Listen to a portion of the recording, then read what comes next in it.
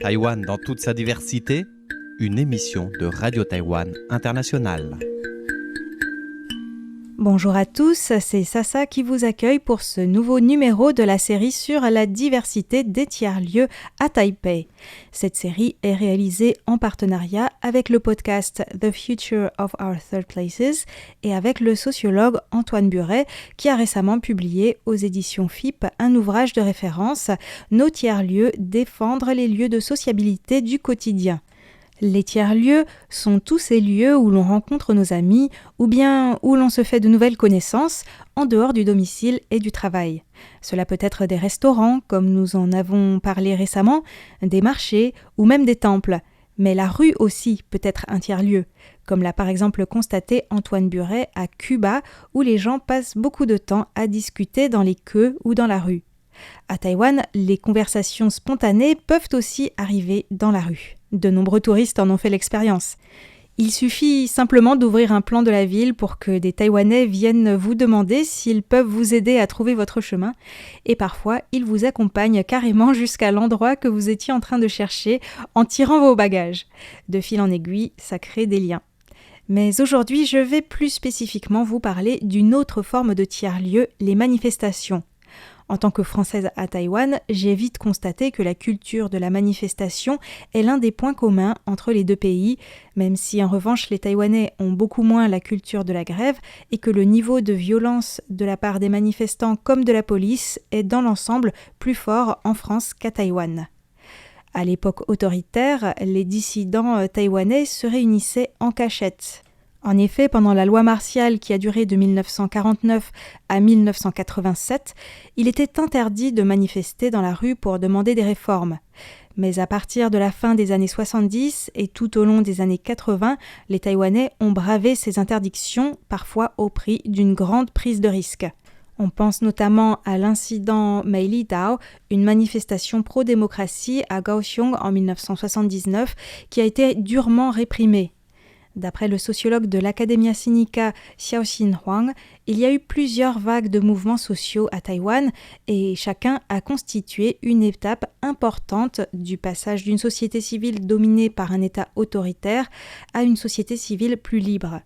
La première vague date des années 1980, avant la levée de la loi martiale, avec par exemple des mouvements pour la défense des consommateurs, de lutte contre la pollution, pour les droits des femmes ou des autochtones, même si ces mouvements n'ont pas toujours pu se traduire par des manifestations dans la rue en raison de la loi martiale, bien sûr.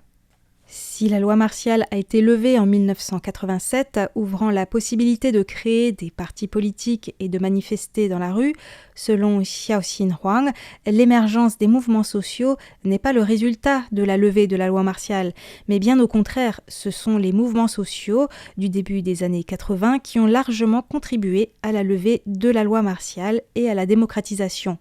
Ces manifestations courageuses ont donc joué un rôle non négligeable dans l'histoire de Taïwan. Et cette culture de la manifestation et des mouvements sociaux a perduré jusqu'à aujourd'hui.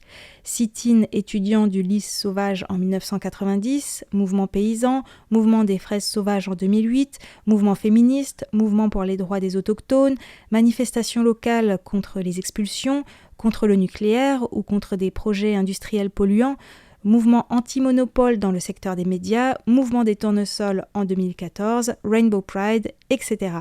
Il y en a tellement que c'est impossible de tous les citer. Je me souviens par exemple d'une manifestation très originale, fin 2014, du mouvement des escargots sans coquilles, des jeunes qui protestaient contre les prix exorbitants des logements comparés au niveau des salaires. Ils s'étaient donné rendez-vous devant Dibao, le palace, l'immeuble le plus cher au cœur de Taipei, avec des décorations copiant le style du château de Versailles. En plus d'exprimer leur colère et leurs revendications par des discours et du rap très bruyants pour que cela arrive aux oreilles des résidents de Dibao, les jeunes avaient passé la nuit dans des tentes sur la chaussée et s'étaient aussi couchés sur la route en tenant des pancartes pour les photos des journalistes.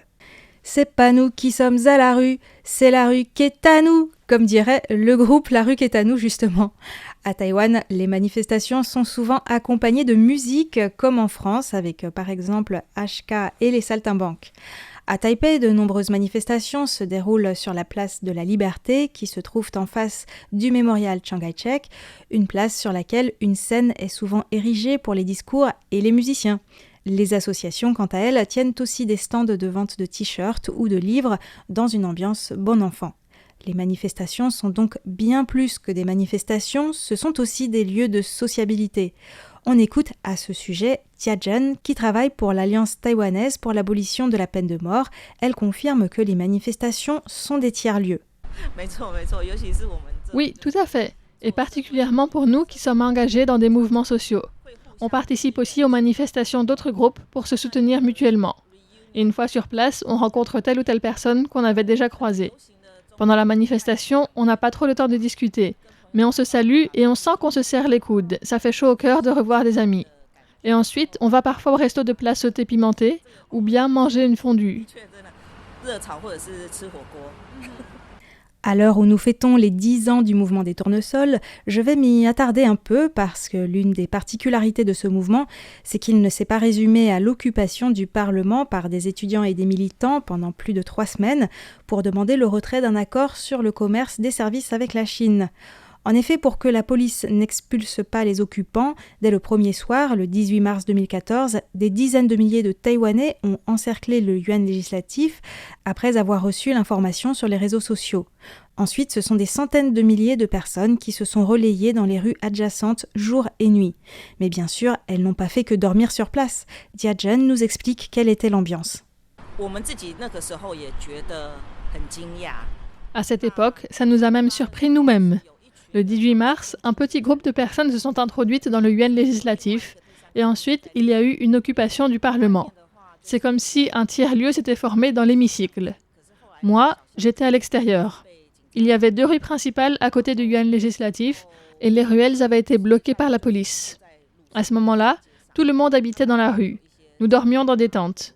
Il y avait même l'association pour l'instruction en famille. Les parents étaient là avec leurs enfants et leur expliquaient ce qui se passait.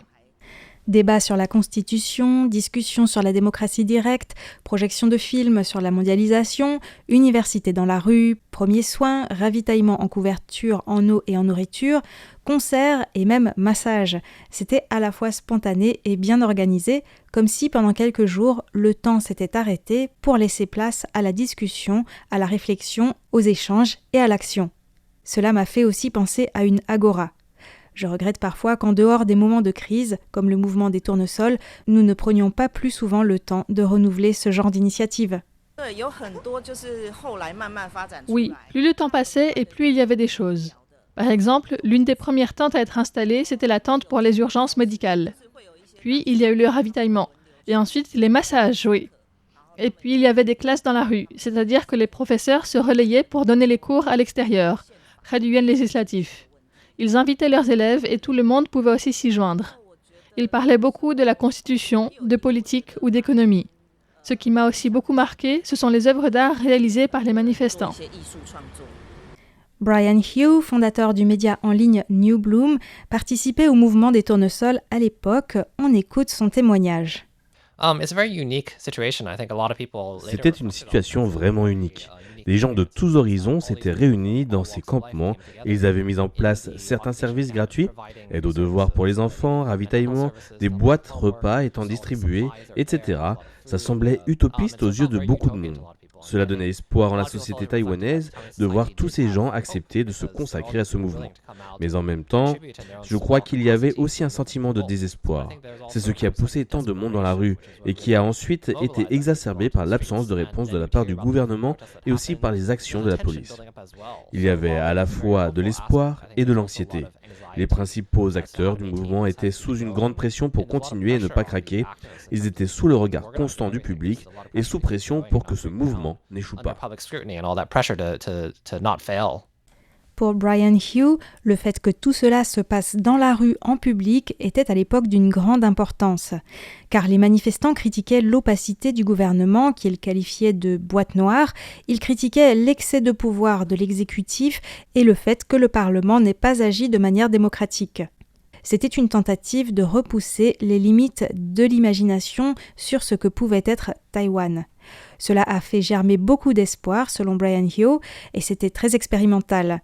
Il m'a aussi indiqué que vers la fin du mouvement, les participants ont essayé d'organiser de grandes assemblées dans les rues pour prendre des décisions et que cette tentative de démocratie directe était plus démocratique que la manière habituelle de fonctionner du yuan législatif.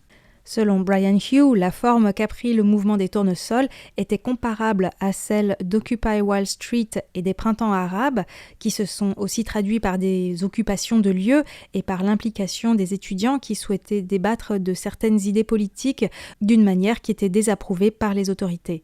Cependant, la particularité du mouvement des tournesols, c'est de n'avoir pas seulement occupé les rues, mais aussi le Parlement, le yuan législatif, car les manifestants estimaient que les parlementaires ne les représentaient plus.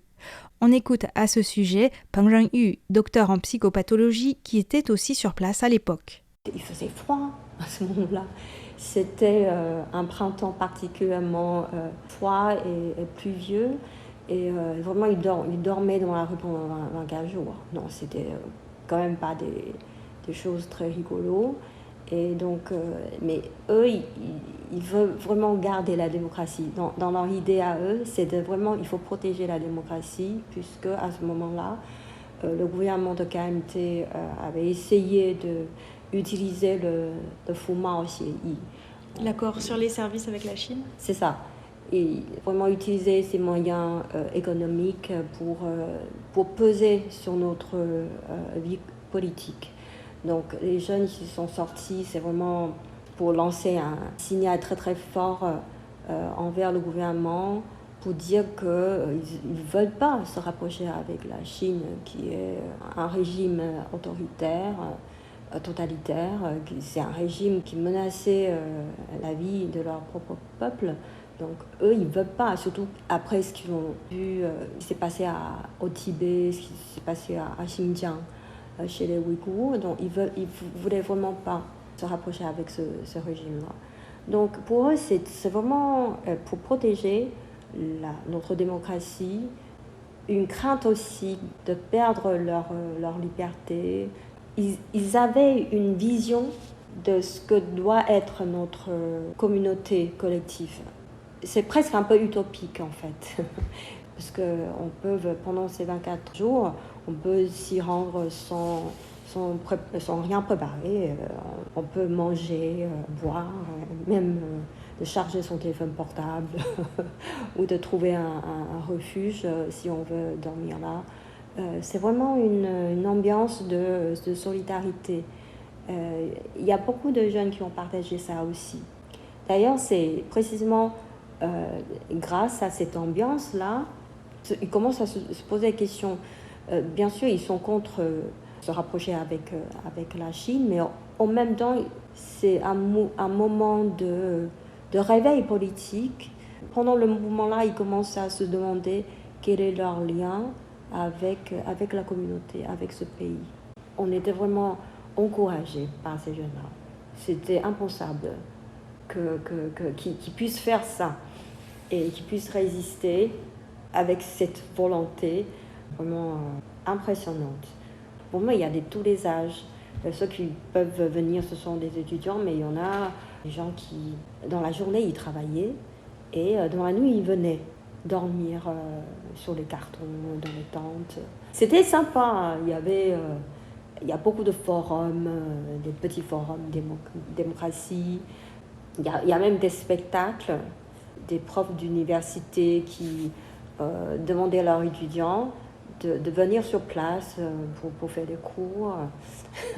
C'était vraiment un mouvement très très riche, et sur le plan intellectuel, et sur le plan artistique, et sur le plan de vraiment créer une nouvelle imagination de ce que peut être une société démocratique. Si le mouvement des tournesols a été un moment fort dans l'histoire de Taïwan, il a donc aussi été un moment intense de socialisation, d'échange et d'ébullition intellectuelle qui a duré plus de 3 semaines. De nombreux liens se sont tissés à ce moment-là et c'est aussi une expérience commune qui a marqué en particulier la génération qui avait la vingtaine il y a 10 ans. C'est ainsi que s'achève ce décryptage. Si vous êtes curieux, je vous invite à aller sur le site de RTI pour trouver les liens vers les autres émissions sur le mouvement des tournesols et les autres émissions sur les tiers-lieux. Sur ce, je vous dis à très bientôt avec dans les cartons une série sur la diversité des participants au mouvement des tournesols.